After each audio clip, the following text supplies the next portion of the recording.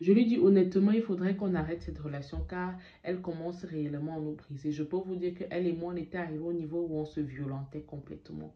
On se faisait du mal physiquement. Et ben dis donc, pourtant mon mari de son côté n'avait jamais levé la main sur moi. Une relation tellement toxique et fusionnelle. On s'aimait au point où on n'arrivait pas à se séparer.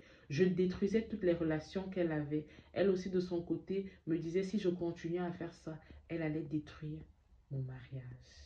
Moi, je n'écoutais pas ça. Je continuais et je lui disais, tu ne vas pas détruire mon mariage. On va continuer à vivre cette relation jusqu'au jour où la mort va nous séparer. Déclaration très très forte. Au bout d'un moment, j'ai commencé à prendre conscience. Un matin, je me suis levée et pour moi, c'était le déclic.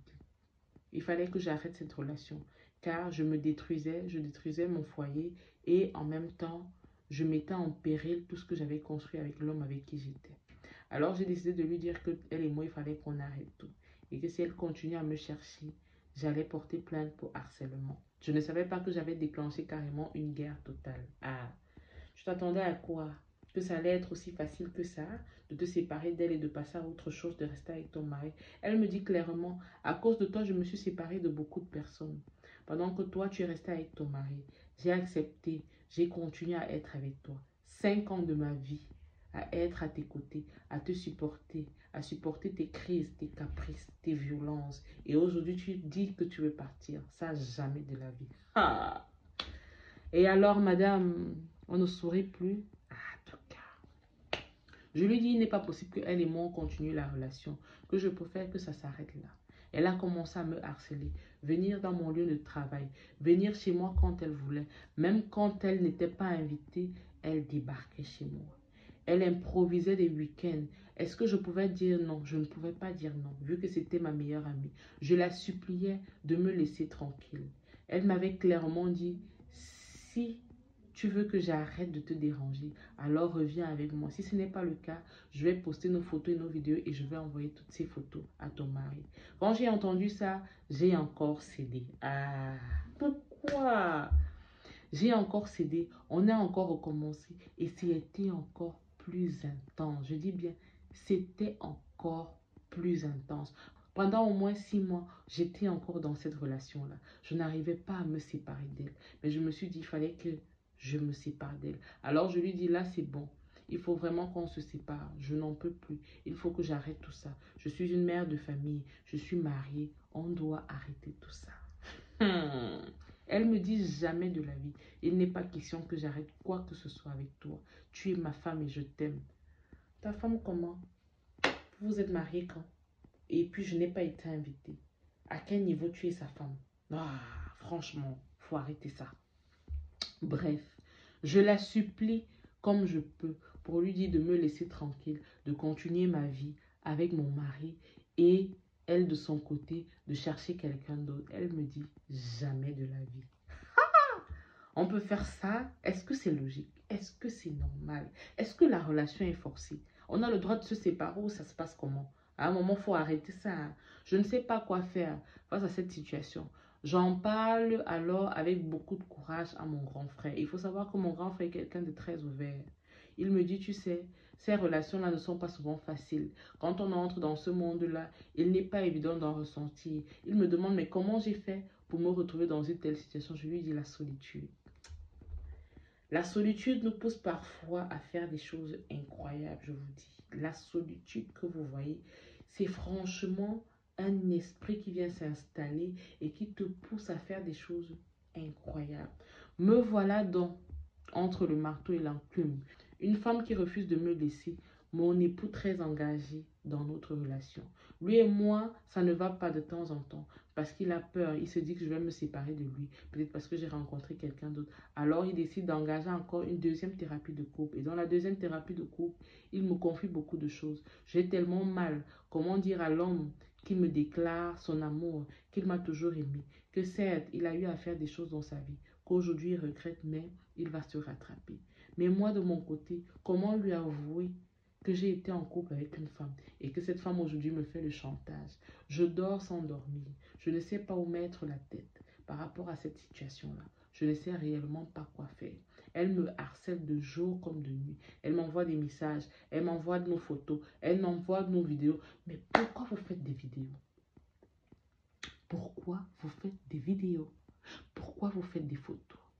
Elle me dit à quel point je lui manque. Honnêtement, elle aussi, elle me manque. Mais j'ai décidé d'arrêter cette relation parce que je sais qu'à un moment, je ne vais pas pouvoir gérer. Mais ça ne va toujours pas. J'essaie de lui faire comprendre qu'elle et moi, on ne peut pas être ensemble et qu'on ne peut jamais se marier. Il faudrait qu'elle passe à autre chose. Mais elle me dit non. Elle ne peut pas se séparer de moi. Elle m'aime trop pour m'oublier. J'ai été là pour elle. Elle a été là pour moi. Elle, tout ce qu'on a partagé, c'est vraiment fort. Elle ne peut pas m'oublier. Le temps que j'ai en ce moment, c'est Témérique qui fait la sauce. Non, c'est trop. Le teint est fort. C'est-à-dire que le teint est tellement marron placard que moi-même je suis étonnée. On peut parler de mes mains, s'il vous plaît. Je ne sais pas quoi faire face à cette situation. Je ne sais pas où mettre ma tête. Je suis en train de regretter toute cette relation-là parce que j'ai l'impression qu'elle va venir détruire ma vie. C'est comme ça que une connaissance que j'ai, plus mon grand frère, m'envoie chez quelqu'un pour aller faire certaines choses. Et quand j'arrive chez la personne, il me fait comprendre qu'effectivement, cette dernière avait pratiqué sur moi. On peut vivre des choses comme ça. On peut vivre des choses comme ça. Elle avait pratiqué sur moi. C'est pour ça que je suis tombée raide dingue, amoureuse d'elle. Ah bon? Tu es sûre?